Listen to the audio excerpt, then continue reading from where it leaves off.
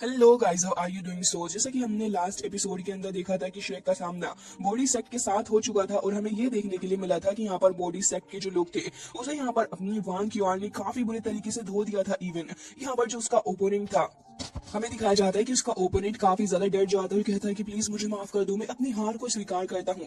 अगर इस मोमेंट पे ये चीज ना करता तो आई एम श्योर कि वांग क्यूआर उसके दोनों हाथ ही तोड़ डालती। जिसके बाद उसकी टीम के सारे ही लोग वहां भागते हुए आते हैं और हमें दिखाया जाता है कि इसके बाद यहाँ इंडिविजुअल एलिमिनेशन राउंड जो था वो यहाँ खत्म हो चुका था और यहाँ पर अपनी पूरी की पूरी जो श्रेक टीम होती है वो सेव हो चुकी थी। और ये मैच जो था इसका रिजल्ट यहाँ डिसाइड हो चुका होता है। साफ तौर पर इस मैच को जीत लिया था हमारी श्रेक ने, जिसकी वजह से जैसे ही यहाँ पर होस्ट ये चीज को अनाउंस करता है कि श्रेक ये गेम जीत चुकी है तो फिर वहां पर मौजूद सारे ही लोग काफी ज्यादा खुश थे इस बात से।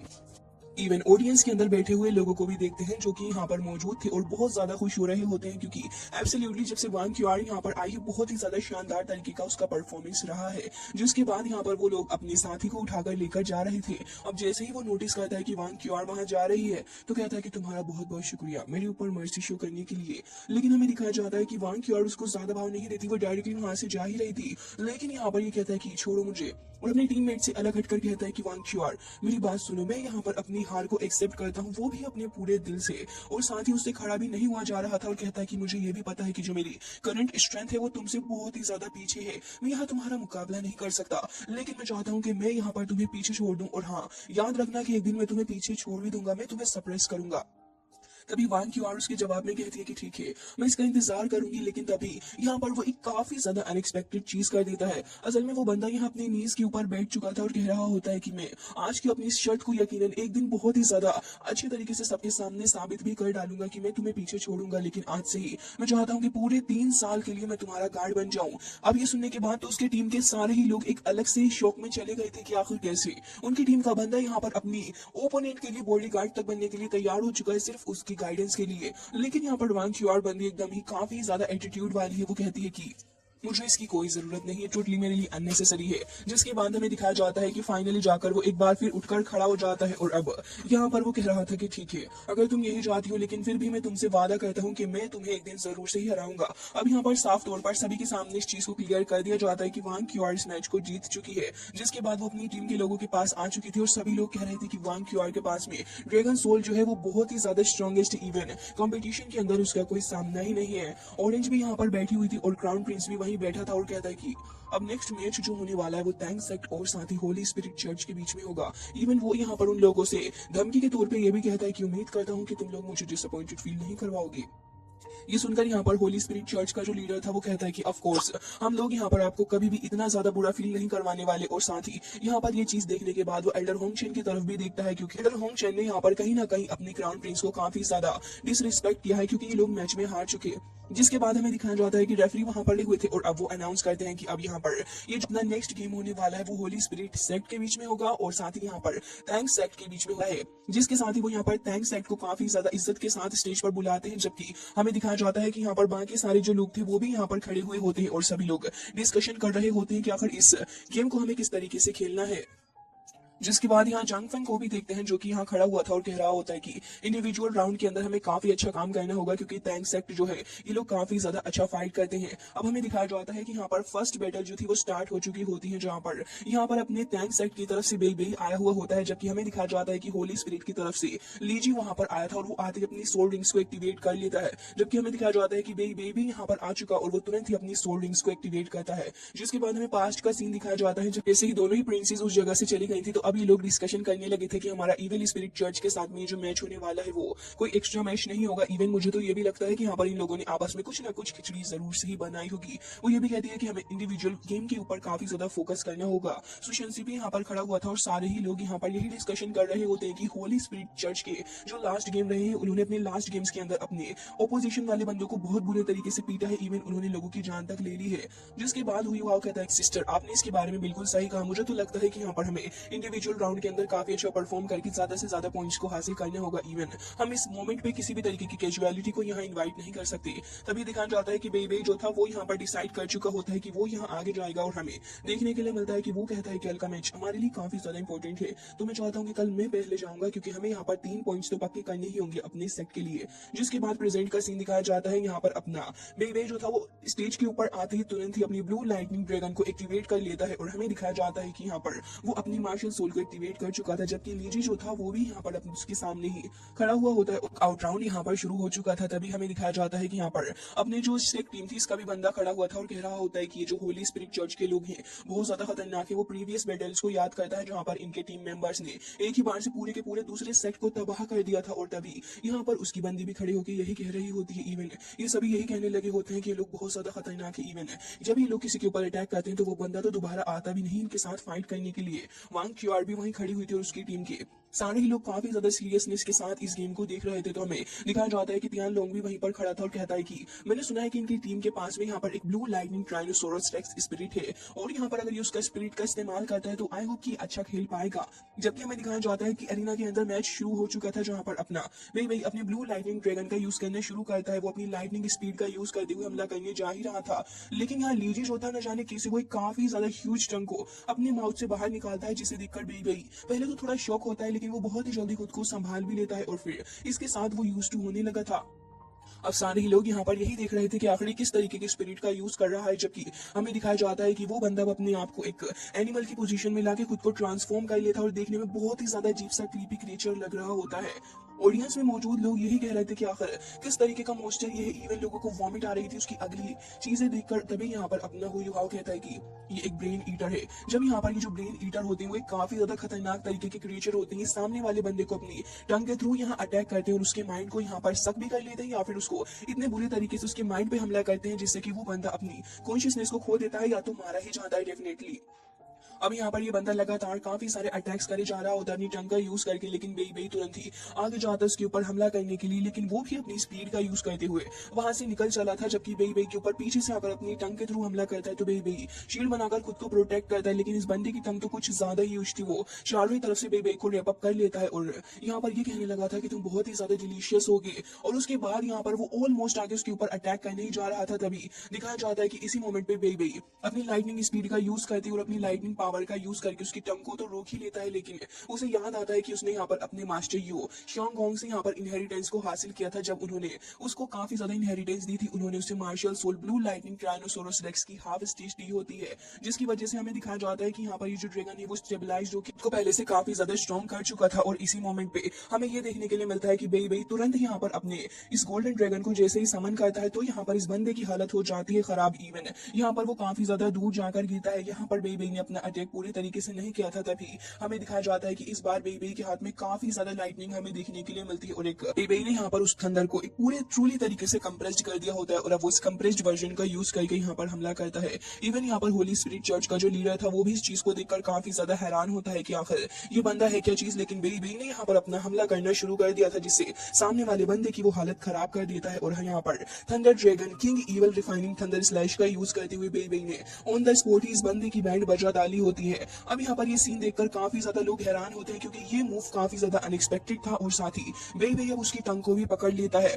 अब वो बंदा काफी ज्यादा झुलस रहा होता है इस चीज के अंदर क्योंकि बेई का अटैक काफी स्ट्रॉन्ग था। तभी बेई उससे कहता है कि आज मैंने तुम्हारे उन सारे ही लोगों के बदले का जस्टिस तुमसे लिया है जिसको तुम्हारी टीम ने यहाँ पर इतना ज्यादा फोर्स किया और उन्हें परेशान किया। अब वो बंदा अभी भी थोड़ा बहुत स्ट्रगल पे था, लेकिन तभी बेई उसकी टंग को पकड़ के उसके माउथ से पूरे तरीके से खींचकर अलग कर देता है। इसे देखकर तो यहाँ पर ये प्रिंसेस भी हैरान थी और हुई हाउ भी कह रहा था कि बिग ब्रदर बहुत ही ज्यादा बढ़िया। वाकई में ये जो मूव था एक काफी ज्यादा एप्रिशिएटिंग मूव होता है। इवन यहाँ ये बंदा ऑन द स्पॉट ही काफी बुरे तरीके से हार चुका होता है और बेई कहता है कि आज मैंने तुम्हें तुम्हारे पापों की सजा दे दी है। जबकि हमें दिखाया जाता है कि यहाँ पर चांग फेंग भी खड़ा हुआ था और तांगिया भी यहाँ पर मौजूद होती है। वो ये चीज देखकर हैरान थे और कह रहे थे कि अब इन लोगों को मुझसे कोई नहीं बचा सकता। साथ ही होली स्पिरिट चर्च का ये जो बंदा होता है यानी कि इसका लीडर, वो कहता है कि वाकई में ये बंदा बहुत ही ज्यादा स्ट्रॉन्ग है, लेकिन इसके अंदर इतना गुर्दा कहाँ से आ गया कि इसने यहाँ पर हमारे बंदे लीजी को इतने खतरनाक तरीके से डिस्ट्रॉय किया है। हमें उसकी आईज भी देखने के लिए मिलती है जो कि गुस्से से यहाँ पर ग्लो कर रही थी। अब यहाँ क्राउन प्रिंस भी ये चीज देख रहे होते हैं, लेकिन बाकी सारे लोगों को ये देखकर काफी ज्यादा हैरानी होती है कि बेई ने यहाँ पर कितने शानदार तरीके से अपने ओपोनेंट को पीटा है। जिसके बाद यहाँ पर ये तगड़ा सा फाइट के बाद अब फाइनली जाकर ये फाइट एंड हो जाती है और तभी यहाँ पर बेबी एकदम ही टेंशन में खड़ा था कि भाई साहब अपना स्वैग सबसे अलग है। अब ये देखने के बाद यहाँ पर रेफरी भी अनाउंस कर देते हैं कि इस बैटल को यहाँ पर जीत लिया है थैंक्स सेक्ट ने। भी लोग यहाँ पर चीयर करने लगे होते हैं अपनी बेबी के लिए। इवन यहाँ पर अपनी बेबी की टीम तो बहुत ही ज्यादा खुश होती है। इवन वो सभी यही कह रहे थे कि बहुत ही ज्यादा बढ़िया। लेकिन यहाँ पर होली स्पिरिट सेक्ट के जो लोग थे वो इस बात से काफी ज्यादा डिप्रेस हुए होते हैं कि ये चीज तो बहुत ही ज्यादा गलत हुई है। लेकिन ऑडियंस में खड़े हुए कह रहे थे कि इस बंदे ने बहुत ज्यादा अच्छा काम किया है, इसकी स्ट्रेंथ जो है वो प्रीवियस बैटल से काफी ज्यादा इनहेंस होकर इस बार हमें देखने के लिए मिल रही है। जबकि बेबी यहाँ पर अपना एक लुक यहाँ खड़े होकर ऑडियंस में सभी को देता है। जिसके बाद हमें दिखाया जाता है कि रेफरी यहाँ पर अनाउंस करने लगा था कि अब यहाँ पर अपने होली स्पिरिट चर्च से आने वाला है बंदा जिसका नाम है वांग शाओलिंग। जबकि दूसरी तरफ बेबी भी यहाँ पर इस राउंड को आगे कंटिन्यू करने वाला था। जिसके बाद दोनों ही यहाँ पर खड़े हुए होते हैं। लेकिन देखने वाली बात तो ये थी कि ये बंदा तो कुछ अजीब सा ही था। असल में इस बंदे का हाथ नहीं बल्कि हमें स्केलेटन दिखाया जाता है और उसके बाद यहाँ पर इसके पास में कुछ अजीब सी इसकी खुद की बनाई हुई कोई हंटर थी। और जैसे ही इसे आगे बढ़ाता है तो ढेर सारी इविल स्पिरिट्स यहाँ पर हमला करने के लिए आगे बढ़ती है अपने बेबी के ऊपर। लेकिन हमें ये दिखाया जाता है कि बेबी जो था वो यहाँ पर तुरंत ही अपने ड्रैगन का यूज करता है और हमें दिखाया जाता है कि काफी ज्यादा पावरफुल लाइटनिंग जो थी वो यहाँ पर इस बंदे वांग शाली की तरफ बढ़ रही होती है। इवन यहाँ पर बेबी का जो हमला था वो बहुत ही ज्यादा फास्ट था और ये बंदा जो होता है वो एक लॉन्ग रेंज वाला बंदा होता है जिसकी वजह से यहाँ पर अपना बेबी एकदम ही पास होकर फाइट कर रहा होता है। बेबी ने इसे उठाकर दूर फेंक दिया होता है। बेबी आगे बढ़ता है इसके ऊपर अटैक करने के लिए। लेकिन ये बंदा कहता है कि क्या हुआ तुम्हारे पास अगर पावर है तो। और अब वो ये कहकर अपनी डेथ एंड डीकेसी का यूज करता है। ये अटैक काफी ज्यादा खतरनाक था क्योंकि वो उसने अपनी थर्ड सोल स्किल का यूज करते हुए किया होता है। लेकिन हमें दिखाया जाता है कि वो यहाँ पर अभी भी बाज नहीं आता। बेबी यहाँ पर लगातार उसके ऊपर हमले करके उसे अटैक करने की कोशिश कर रहा होता है। उसकी स्केलेटन बॉडी को लगातार बेबी तोड़ता फोड़ता जा रहा होता है। लेकिन ये बंदा अपनी डेथ एनर्जी को यहाँ पर चारों ही डायरेक्शन में फैला लेता है एरिना के अंदर। कल हुई वहां थोड़ा घबरा रहा था और कह रहा था कि ये तो एक काफी ज्यादा खतरनाक सी कंसंट्रेशन पावर का यूज कर रहा है। लेकिन बेबी कहाँ इतनी आसानी से बाज आने वाला है। जैसे जैसे यहाँ पर ये स्पिरिट्स उसके ऊपर हमला करने के लिए आ रही थी तो फिर बेबी उनको खत्म करता जा रहा होता है। लेकिन ये स्पिरिट्स भी कुछ कम नहीं थी, वो उसे चारों ही डायरेक्शन से पकड़ लेती है। जिसके बाद ये बंदा बहुत ही ज्यादा ह्यूज अजीब से हंटर का यूज करता है जो कि बोन हंटर था और इसका यूज करते हुए बेबी को एक काफी ज्यादा तगड़े से तरीके से हिट करता है। लेकिन बेबी को देखते हैं जो कि यहाँ पर ड्रैगन किंग जेन्यू का डिसेंडेंट होता है और वो इसी तरीके से यहाँ पर एक पावर स्पिरिचुअल बॉल को क्रिएट करता है जिससे कि हमें dragon king formation giant sword देखने के लिए मिलती है। जिसके बाद बेबी चिल्लाता है और एक बहुत ही बड़ा सा ब्लास्ट हमें देखने के लिए मिलता है जिससे कि इस बंदे की डेथ हो रहा चारों डायरेक्शन से यहाँ पर रुक चुकी थी। और हमें दिखाया जाता है कि बेबी ने यहाँ पर लाइटनिंग बोल का यूज करते हुए थंडरस ट्रूली कंप्रेशन का इस्तेमाल किया होता है जिससे कि हमें दिखाया जाता है कि यहाँ पर काफी ज्यादा लाइटनिंग आने लगी थी। और इसी मोमेंट पे हमें दिखाया जाता है कि यहाँ पर ड्रैगन हेड भी आ चुका था जो कि काफी ज्यादा गुस्से से यहाँ पर इस बंदे के ऊपर एक हमला करता है। और हमें दिखाया जाता है कि इस बंदे की बोन्स ही बोन्स सभी लोगों को दिख रही थी। अब तो यहाँ पर काफी ज्यादा हलचल होने लगी होती है और सारे ही लोग बेबी के नाम के नारे यहाँ लगाने लगे थे। तो ऑरेंज कह रही थी कि मुझे तो लगता है प्रिंस की पहले से भी काफी पावरफुल हो चुका है। लेकिन यहाँ पर लीडर जैसे ये चीज देखता है तो उसे बहुत ज्यादा गुस्सा आता है। वो ये कहने लगा था कि एक और ड्रैगन गॉड धुलुओ का डिसेंडेंट है और वो अपने हाथों को कसकर खींचता है। लेकिन तभी क्राउन प्रिंस कहने लगा था तो क्या ये बैटल यहाँ पर इसी तरीके से अटका रहेगा। लेकिन हमें दिखाया जाता है कि सब कुछ यहाँ पर बर्दाश्त नहीं होता जैंग फैंग से और वो कहने लगा था कि अब वक्त आ चुका है। और वो यहाँ पर तेंगिया को इशारा करता है जिसके बाद हमें दिखाया जाता है कि तेंगिया भी यहाँ पर फाइट के लिए आगे बढ़ती है। लेकिन गाइस इससे पहले हमें एक बैकग्राउंड सीन दिखाया जाता है इस पूरी जगह का। असल में यहाँ पर हमें स्टोरी दिखाई जाती है कि आखिर कैसे तेंगिया यहाँ तक यानी कि होली स्पिरिट चर्च तक पहुंची थी। एक दिन वो यहाँ पर ठिकाना निकाल के इन लोगों का पहुंच चुकी होती है जहाँ पर सेक्ट के ढेर सारे लोग प्रैक्टिस कर रहे थे। लेकिन तेंगिया को बहुत ही ज्यादा गुस्सा था। यहाँ पर एक बंदा प्रैक्टिस करवा रहा होता है इस जगह की डिसाइबल की, जबकि दूसरा आकर पूछता है कि लड़की तुम्हारी हिम्मत भी कैसे हुई इस जगह पर आने की। लेकिन तेंगिया को देखते हैं जो कि ऑन द स्पॉट ही काफी गुस्से से अपने डार्क ब्लू सिल्वर ग्रास को यहाँ पर समन कर लेती है। और वो बंदा जैसे आगे बढ़ता है तो वो उसका यूज करती है उस बंदे को पकड़ लेती है। एक साथ उसने काफी सारे लोगों को पकड़ के रखा हुआ था और बाकी सारे लोग कह रहे थे कि आखिर ये लड़की है कौन, इसी को क्लिप पकड़ लो। अब वो सारी भागते हुए जा रहे थे लेकिन उसने तो एक ही बार से डार्क ब्लू सिल्वर ग्लास का यूज करते हुए ढेर सारे बंदों को ऑन द स्पॉट ही मार गिराया था। तो वहां का सीनियर डिसेबल कहता है कि आखिर ये लड़की है कौन और ये यहाँ पर क्या करने के लिए आई है। तो वो कहती है कि मैं तेंगिया हूँ, तुमने यहाँ पर मेरे फादर को बहुत बुरे तरीके से खत्म किया और आज मैं उनका बदला लेने के लिए तुमसे आई हूँ क्योंकि तुमने हमारे थैंक्स सेट को बहुत बुरे तरीके से बर्बाद किया है। और कहती है कि आज जब मैंने अपना सब कुछ गंवा दिया तो भला मैं तुम लोगों को कैसे छोड़ सकती हूँ। और हमें दिखाया जाता है कि वो एक एक करके अपनी डार्क ब्लू सिल्वर ग्लास का यूज करते हुए यहाँ पर मौजूद सारे ही बंदों के ऊपर अटैक करके उन सभी को यहाँ पकड़ लेती है।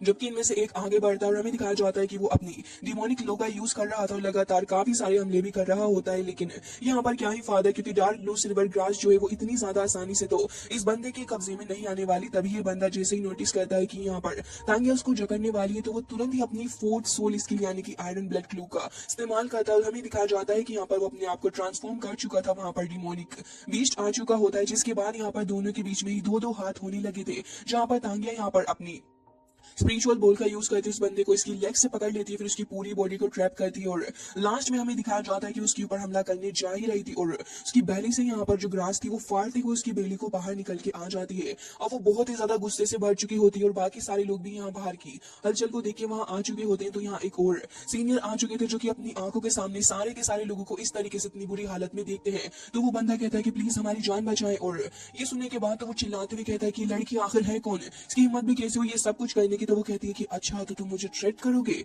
और ये कहकर वो अपनी इवल स्पिरिट का यूज करने लग जाती है और इन्हीं लोगों की आंखों के सामने सारे ही बंदों को वहां पर निचोड़ देती है और वहीं पर उन्हें खत्म कर चुकी है। देखकर वो बंदा अपनी लाइटनिंग को रिलीज करता है और अपनी सोल स्किल का यूज करते हुए यहाँ पर आ जाता है सोल बीस्ट की फॉर्म लेकर और काफी तगड़े हमले यहाँ पर तांगिया के ऊपर करने लगा था, जबकि तांगिया भी उछलकर थोड़ा पीछे जाती है और अब यहाँ पर उसे चारों ही तरफ से ट्रैप कर लेती है, लेकिन इतनी आसानी से वो उसे ट्रैप नहीं कर पाती। जिसके बाद वो भी चिल्लाता है और आगे बढ़ता है, जबकि बाकी सारे लोग भी जो थे वो भी तांगिया को चारों तरफ से पकड़ने की कोशिश कर रहे थे, लेकिन वो यहाँ पर ऐसे रिएक्ट कर रही होती है जैसे कि वो एकदम ही मदहोश हो चुकी है। एक ही बार में 10-10 बंदों को ऐसे खत्म कर रही होती है जैसे कोई बात ही नहीं है। इवन कुछ का ब्लड तो यहाँ पर आके उसके खुद के कपड़ों वगैरह पे भी लग जाता है, लेकिन अभी फिलहाल के लिए वो तो यहाँ पर एक तांडव कर रही होती है इन सभी की मौत का। जैसे जैसे लोग आगे आते जा रहे थे वो काफी क्रूएल होकर उन सभी को खत्म करती जा रही थी। जिसके बाद हमें देखने के लिए मिलता है कि अब वो अपनी मार्शल स्पिरिट का यूज करते हुए ऑलमोस्ट उन सभी के ऊपर अटैक करने जा रही थी। अब एक बंदा और बचा हुआ होता है, लेकिन वो मदहोश होती हुई उसके ऊपर भी अटैक कर रही थी। उसके पास में जो उसकी हैंड होती है उसके अंदर काफी ज्यादा स्ट्रॉन्ग पावर थी, वो अपने उसी पंच का यूज करते हुए उसकी सिल्वर ग्लास को यहाँ पर खत्म करने की कोशिश करता है, लेकिन कुछ ही यहाँ पर ग्लास को वो खत्म कर पाया था क्योंकि वापस से यहाँ पर ग्लास उसके ऊपर डोमिनेंस दिखाने लग जाती है। तांगिया उसे दूर फेंकती और यहाँ पर वो हंसने लगी थी क्योंकि तभी ग्राउंड को फाड़ते हुए यहाँ पर ढेर सारी डार्क ब्लू सिल्वर ग्लास आ रही थी और हमें दिखाया जाता है कि वो बंदा यहाँ पर कुछ भी नहीं कर पाता, जबकि तांगिया यहाँ पर उसे काफी बुरे तरीके से टॉर्चर करती है और कह रही थी कि तुम्हें डरने की जरूरत नहीं है, मैं तुम्हें बहुत आसान मौत देने वाली हूँ क्योंकि ऑलरेडी मैंने यहाँ पर तुम्हारे वाइटल पॉइंट्स को यहाँ पर पूरे तरीके से खत्म कर दिया है, तुम यहाँ कुछ भी नहीं कर सकते और अब बहुत ज्यादा देर हो चुकी है कुछ करने के लिए भी। वो एक काफी ज्यादा बैडेस्ट तरीके से आगे बढ़ती हुई आ रही थी और कहती है कि आज तो तुम्हारा खेल खत्म।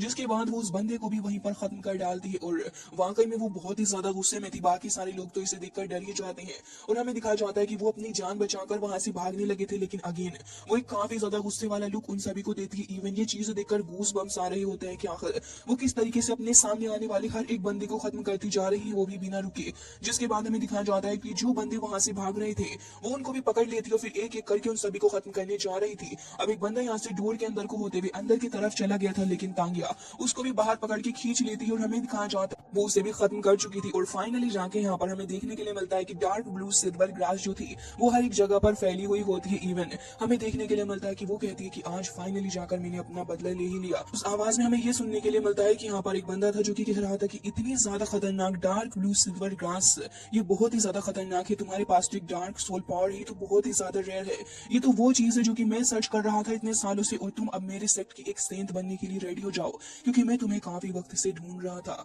एंड गाइस यहाँ पर इसके बाद ये सीन कट होता है और हमें प्रेजेंट का सीन दिखाया जाता है जहाँ पर हमारी तांगिया जो थी वो यहाँ बेई बेई की तरफ आगे बढ़ रही होती है। बेई बेई तो यहाँ पर अपनी छाती छोड़ी करके खड़ा हुआ था, वो मुस्कुराकर उसकी तरफ देखता है, धीरे धीरे आगे भी बढ़ रहा था, जबकि तांगिया वो एकदम ही इमोशनलेस लग रही होती है पास्ट में। यहाँ पर बेई बेई कहता है कि तुम सभी फिक्र मत करो, मैं तांगिया को बहुत अच्छे से जानता हूँ और मुझे अपनी सेफ्टी का भी ख्याल है, मैं लास्ट टाइम की तरह केयरलेस नहीं होगा। तभी हुई हाउस को परमिशन तो दे देता है, लेकिन एक बार फिर से कहता है कि बिग ब्रदर अपना ध्यान रखिएगा।